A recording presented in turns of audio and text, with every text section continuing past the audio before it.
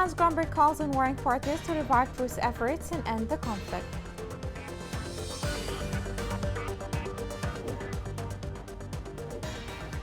Houthis mobilize troops and escalate in different areas.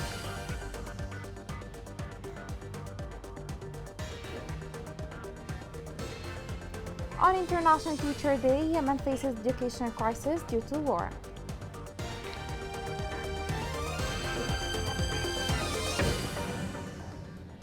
Welcome to Yemen Today TV. This is the English news with me, Rushan Fouad. Members of the Security Council expressed their deep disappointment at the passing of the deadline to extend Yemen truce by 6 months. For his part, the UN envoy to Yemen, Hans Gromberg, said the warring parties in Yemen should revive efforts to reach a broader agreement to end the devastating conflict. The envoy urged all parties to exercise restraint and allow the discussions that running to bear fruit. He added that the two sides had failed to renew the truce because of the conflict over how to pay civil servant salaries.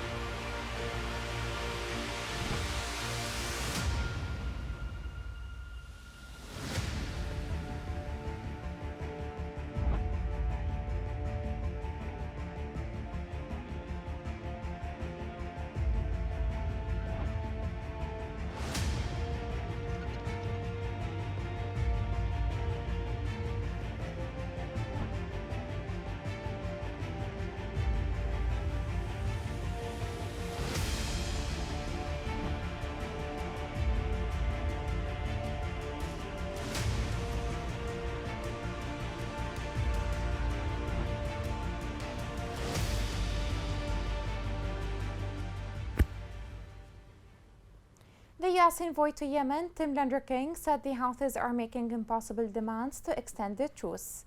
He urged the Houthi rebels to show more flexibility in order to extend the truce and end years of conflict.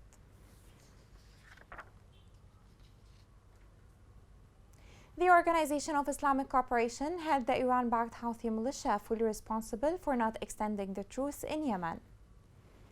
The organization urged the militia to engage in the political process, accusing them of obstructing the political solution, which confirms its belief in a military solution instead of a political one. The forces stationed in Thahra front between Al Bayda and Abyan said that they had repelled attacks launched by the Houthi militia. They added that they thwarted a Houthi attack during the past hours on the front lines and confirmed that there were no losses among the militia. In Ma'rib, the Houthis have escalated their attack on government position after the end of the truce, which ended in the 2nd of October after the Houthis rejected the UN envoy's proposals in order to extend the truce in the country. More is in the following report. Following 4 months of relative peace, the Balak front is witnessing rapid military escalation, and waves of violence are resurging. The lull in violence has revitalized the Iran-backed Houthis' incentive to fight. As if to make up for lost time, they have quickly mobilized combat elements, adopting lethal armory and launching 5 successive attacks in an attempt to advance along the eastern Balak front. Their attempts, however, have been thwarted. Following the truce end, Houthis have launched a number of cannon and missile attacks against government forces. Thankfully, our troops were anticipating such attacks. They thwarted an incoming strikes and retaliated by destroying enemy elements, weaponry and tanks. The Houthis suffered dozens of casualties and therefore halted their strikes. The Houthis have attacked government forces' positions in the hotspot of Ma'rib. Elements of the Houthis tried to infiltrate government forces' positions by advancing into Al-Balak fronts.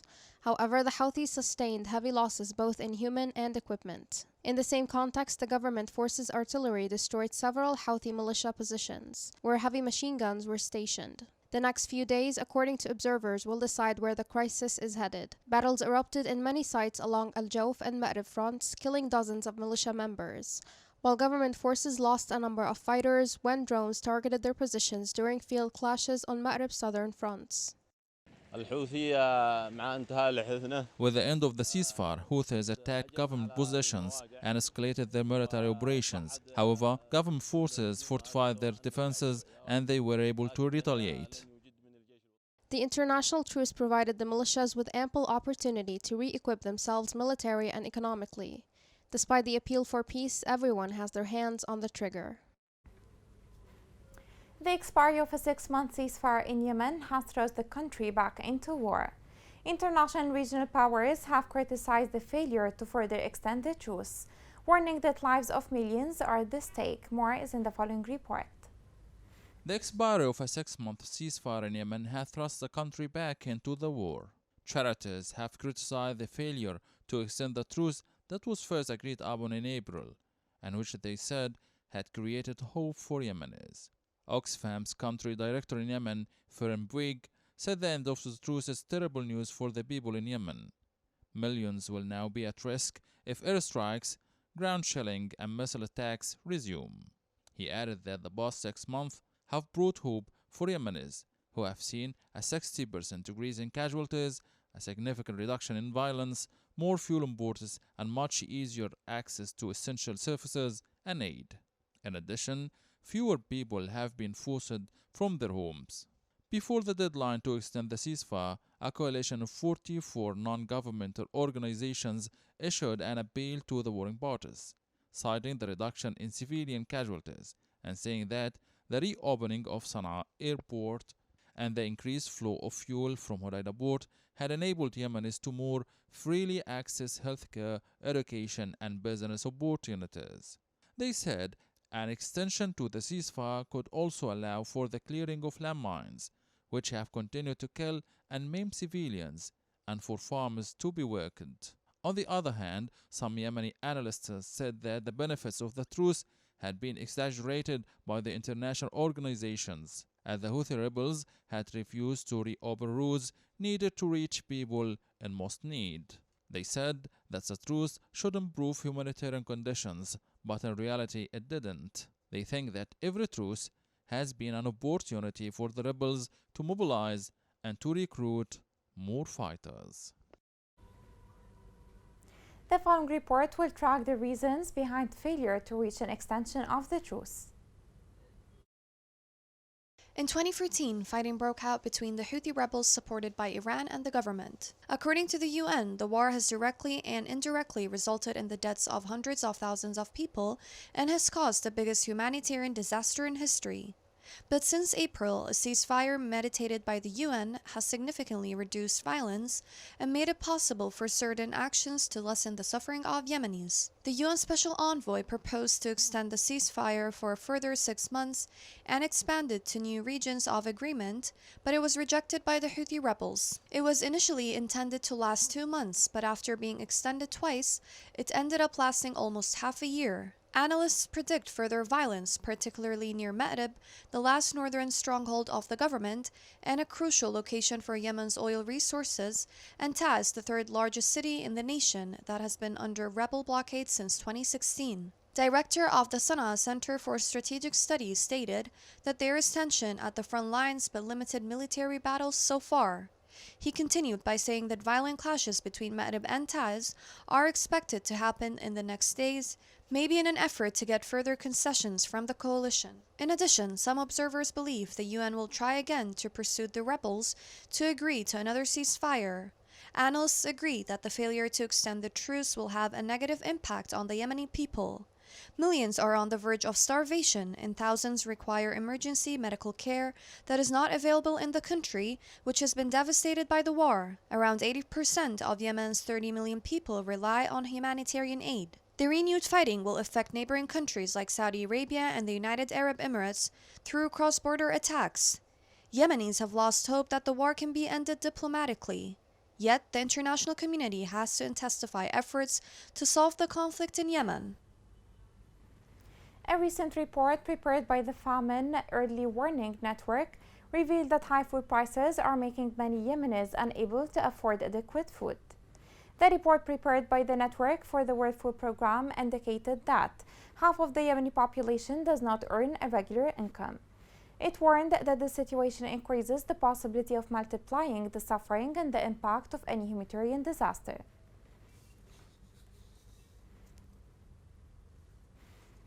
Since the beginning of the conflict in March 2015, attacks on schools led to a devastating impact on Yemen's education system. Teachers, in addition, has been greatly affected due to the Houthi-driven war. The following report gives more details. As teachers prepare students for the future, UNESCO proclaimed the 5th of October to be World Teachers' Day, celebrating the great step made for teachers around the globe. This day aims to raise awareness of the importance of the role played by teachers all over the world. They dedicate their lives, often for a very low salary, to making an impact on the way children learn and turn into adults. On their International Day, teachers are much appreciated and revered around the world. But in Yemen, they live amid different conditions, as the teacher has become homeless and struggling to survive after the Houthi militia looted teachers' salaries and made them easy prey to poverty, hunger, and the burdens of life. On World Teachers' Day, we recall the importance of teachers' role in society, how it used to be and how it is right now.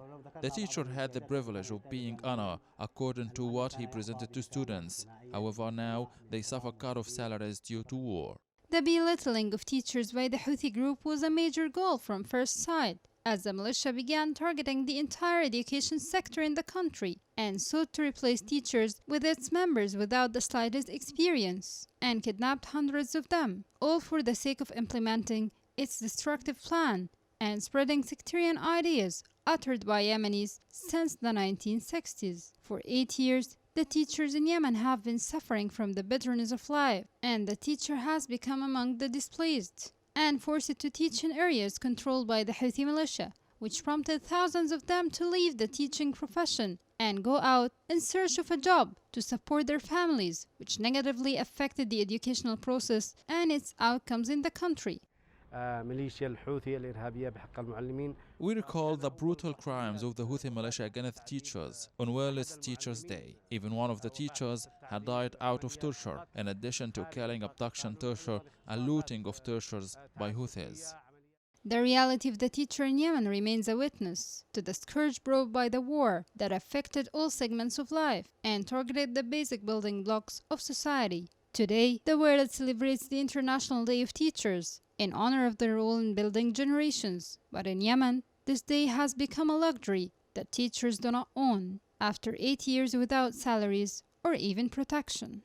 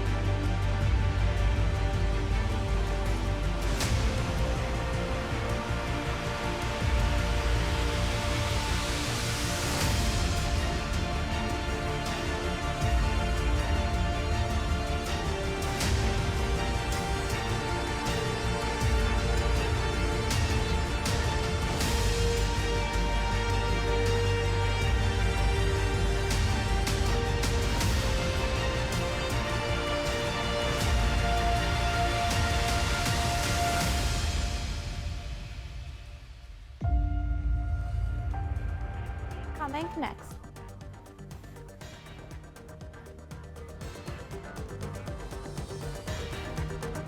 People in Al Mahra celebrate the Mahri Language Day.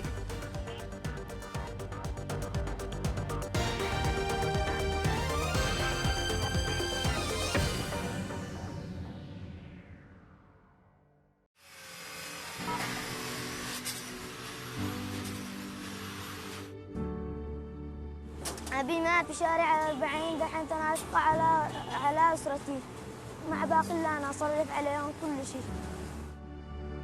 أنا اسمي أنس غصيب سيف، عمري 12 سنة. أنا أشتغل بورشة حديد من الساعة 7 للساعة 6. أحيانا أسرع، أحيانا أقص، أحيانا أرنق، أحيانا أنقش، أي حاجة أنا أعمل. لا الساعة لما تبدأ الساعة 6 أوقف. أنا وقفت الدراسة علشان ما في أحد يشقى على أسرتي، أدرس أخواني الباقي منهم 4 وأنا الخامس. أحلم إن أفتح ورشة أبي وأشقى على أسرتي وأمدي لهم مصاريف وأدرس أخوتي الآخر الجامعات وأطبخوا أي شيء.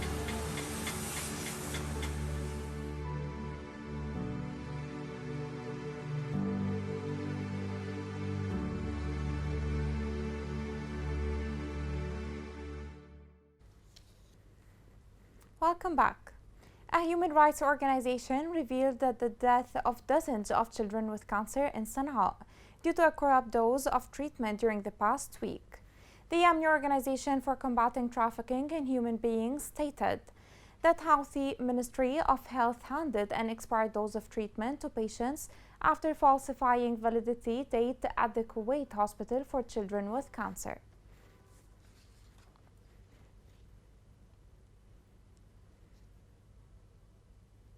A breast cancer awareness campaign was launched in the governorates of Taiz and Hadramaut. The campaign aims at providing awareness programs about breast cancer to reduce its spread.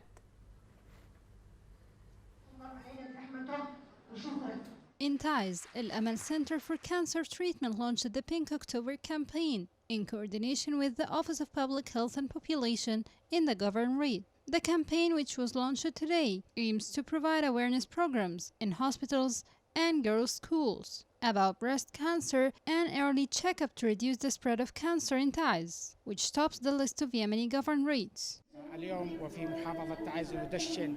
Today in Taiz Governorate, we launched a campaign in the Pink October by the Anti-Cancer National Center under the auspices of the Minister of Health and Taiz Governor. We are going to conduct awareness programs in hospitals and girls' schools. There is also the Pink October Clinic, which offers checkups for free for all women.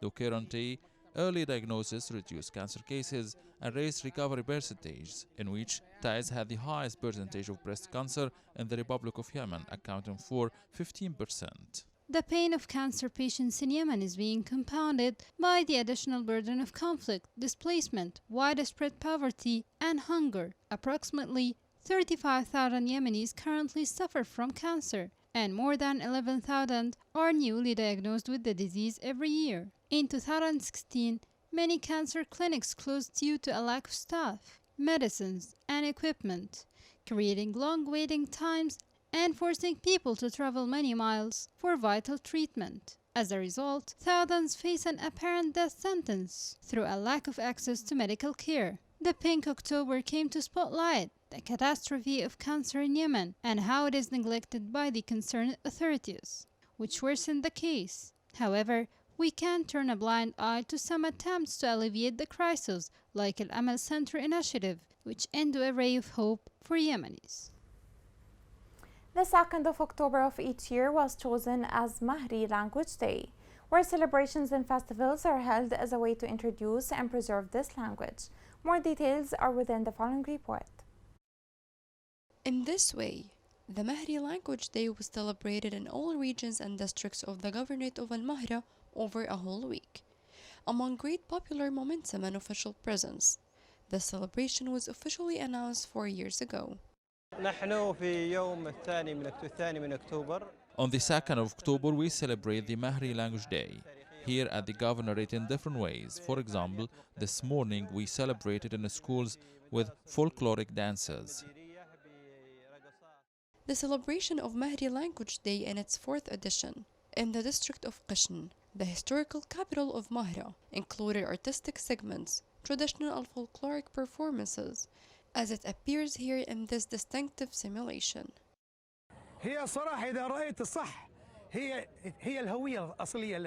Frankly, this language is our identity, as it holds the name of our land, and we were named after it. We are all so proud of our language, even that there are some new entries nowadays that change the pronunciation of the language, yet our youth are keeping this language alive. The Mahri language is hundreds of years old and it's still present to this day among its speakers. Therefore, Al-Mahra appeared in many different forms of art and heritage, carrying in its features love and interest for a busy life and ancient history. Here is a reminder of the main headlines. Hans Grunberg calls on warring parties to revive truce efforts and end the conflict.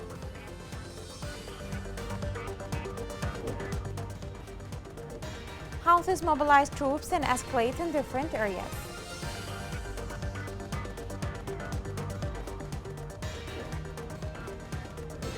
On International Teacher Day, Yemen faces education crisis due to war.